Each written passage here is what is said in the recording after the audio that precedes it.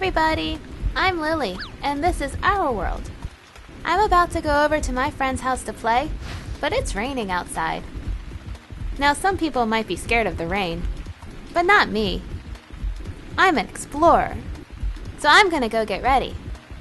Come on! Well, I've got my raincoat on, but I should probably check the weather report to see how long this rain's going to last. Ooh, it's NASA TV, and that's astronaut Sandy Magnus. The weather can wait. Let's see what she's talking about. In order to go outside, we need to have special suits designed to do it. They're actually one-person spaceships, and they have to do everything to protect you that basically the space station does to protect us while we're flying through space at 17,500 miles per hour. Wow, that's fast. And so the engineers had to sort of take something like the space station and squinch it down to make it fit one person. Also, it has to protect you from the extreme environment of space. There's huge temperature swings whether you're in the sun or you're in the shade, and it has to be able to protect you from those temperature swings as well. Cool! I guess my raincoat is a little like a spacesuit. It protects me from the rain, and it helps keep me nice and warm. I wonder what else spacesuits have to do. It has to have a way to give you oxygen, and when you're breathing, of course, you're putting carbon dioxide back into the system, so it has to have a way to clean the carbon dioxide out of the air that's in your spacesuit. It, of course, has to have electricity or a power source so that all the other systems can run. I guess I'll have to get a spacesuit.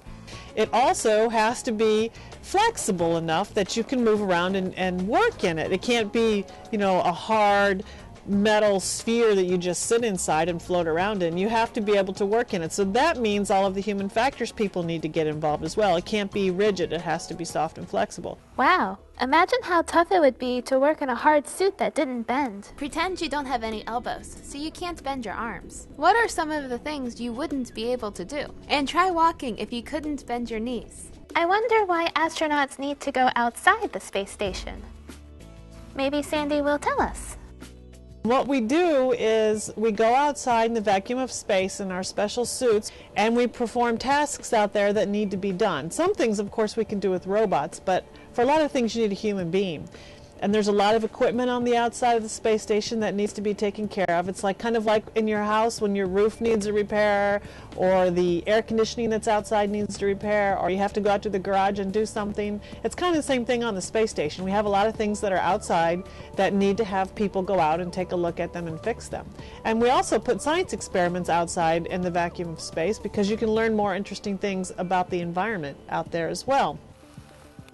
Oh, it looks like the rain stopped. Time for me to get out of this raincoat. Here, keep watching Sandy while I get ready to go. And when you guys are ready to come to NASA and help us with some of our problems of living in space, you'll have to help us design a spacesuit for going to Mars. And it'll be a little bit like the one for the moon, but the environment on Mars is different, and the materials there are different, and the gravity there is different, and so we'll have to come up with yet a different kind of design for a spacesuit. Ooh!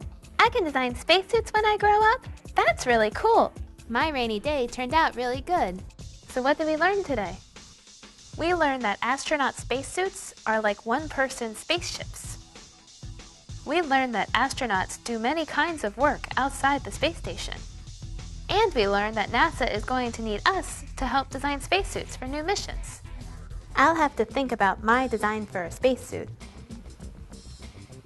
I think I'll make mine green.